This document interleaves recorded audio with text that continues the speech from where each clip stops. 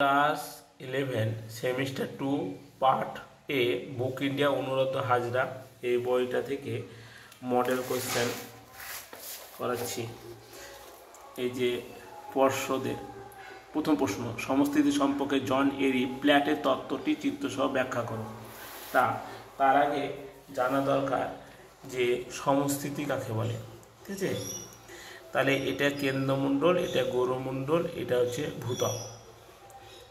দেখো তাহলে এখানে এই যে গাছটা কি আছে, গাছটা মাটিতে শিকড়টা পুঁতে আছে এবং তার ওপর মাটির উপর পুঁতে থেকে তাদের নিজের ভারসাম্য কী করছে, বজায় রাখছে। হাওয়া মাছি যাই হোক নিজের একটা ভারসাম্য বজায় রাখছে। তাহলে এইভাবেই পর্বতের সবথেকে উঁচু জায়গা সেটা উচ্চতা ধরছি, আর এই ভূত্বকটার নিচের অংশটাকে শিকড় ধরছি। এই শিকড়টা অ্যাস্তনোস্ফিয়ারে কী করছে, পুঁতে থেকে নিজেদের ভারসাম্য কী করছে, বজায় রাখছে, নিজেদের ভারসাম্য বজায় রাখছে। ঠিক হিমশৈলের মতো, দেখো 1-8 অংশ পরে আর 8-9 অংশ নিচে, এইভাবে ভারসাম্য বজায় রাখছে। তাহলে নিশ্চয়ই আশা করি সমস্থিতি কাকে বলে বুঝতে পেরেছ। তাহলে এখানে সমস্থিতি জানার আগে এরি 1855 খ্রিস্টাব্দে সমস্থিতি ধারণা দিয়েছিল। ঠিক তার 4 বছর পর 1859 খ্রিস্টাব্দে প্ল্যাট একটা সংস্থিত করেছে, তার একটা নাম দিয়েছিল যে প্রতিবিধান তল বলে, একটা সংস্থার নাম দিয়েছিল। তাহলে দেখে নিই যে এরই 1855 খ্রিস্টাব্দে পর সমস্থিতি তত্ত্ব প্রকাশিত হওয়ার পর, তাহলে এরির সমস্থিতি তত্ত্ব প্রকাশিত হয়ে গেল। ঠিক বছর 4 পরে গাণিতিকবিদ প্ল্যাট 1859 খ্রিস্টাব্দে, এই যে 4 বছর পর বললাম না, যে এরপর 1859 খ্রিস্টাব্দে 4 বছরে মহাদেশীয় ভূখণ্ডগুলির ভারসাম্য বিষয়ে একটা নতুন ধারণা দেন। প্ল্যাটের এই তত্ত্বটি প্রতিবিধানের নিয়ম এর ওপর ভিত্তি করে গড়ে উঠেছে।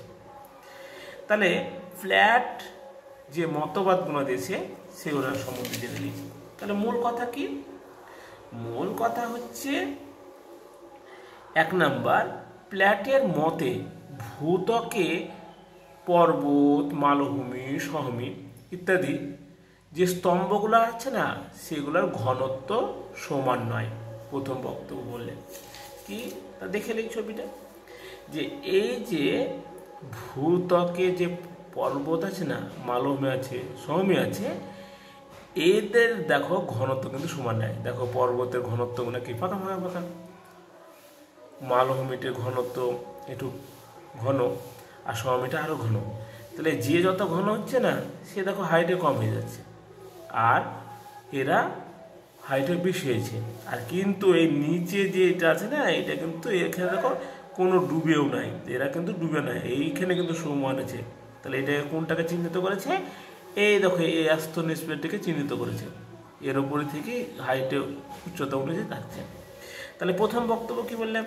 প্রথম বক্তব্য বললাম যে প্ল্যাটের মতে ভূত্বকের পর্বত, মালভূমি, সমভূমি, তাহলে পর্বত, মালভূমি, সমভূমি কি প্রভৃতি স্তম্ভগুলির ঘনত্ব সমান নয়। দেখো ঘনত্ব কিন্তু সমান না, এদের ঘনত্ব বেশি, এটা কম, এটা আরও কম, তাহলে ঘনত্ব সমান না, 1 নাম্বার। 2 নাম্বার,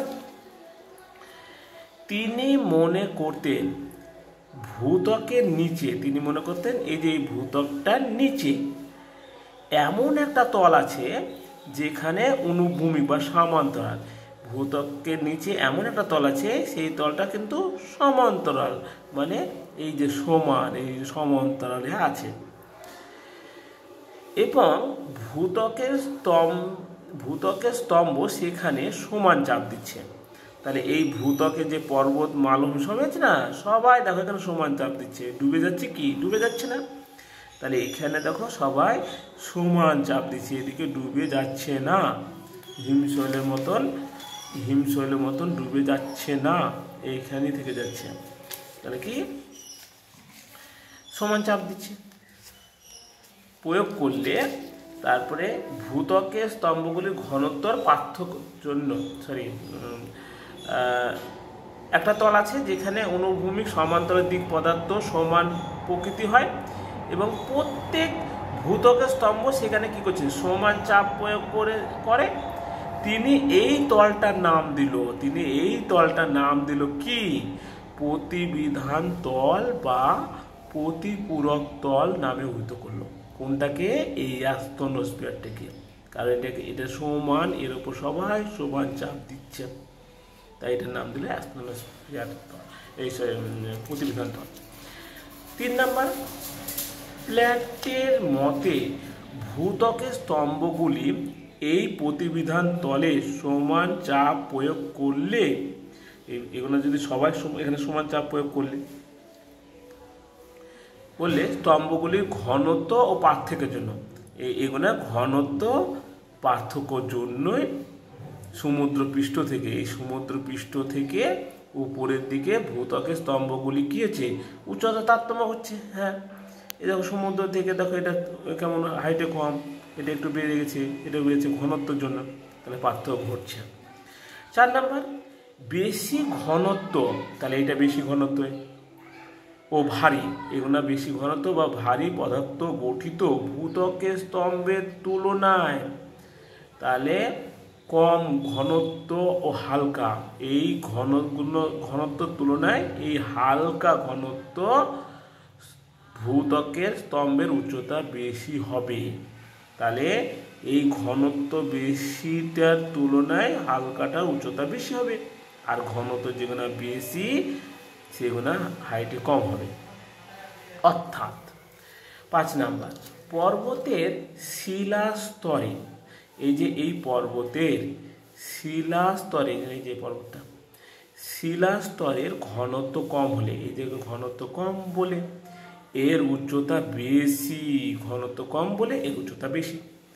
এবং মালভূমি আর সমভূমি ঘনত্ব বেশি বলে, এই যে ঘনত্বটা কি বেশি বলে উচ্চতাটা কম।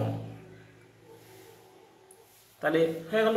এবার চলেছি মূল কথার উপর চলেছি পরীক্ষাটা কি? পরীক্ষার সামনে দিয়ে বোঝাচ্ছি যে একটা পারপত্র নিবে দিয়ে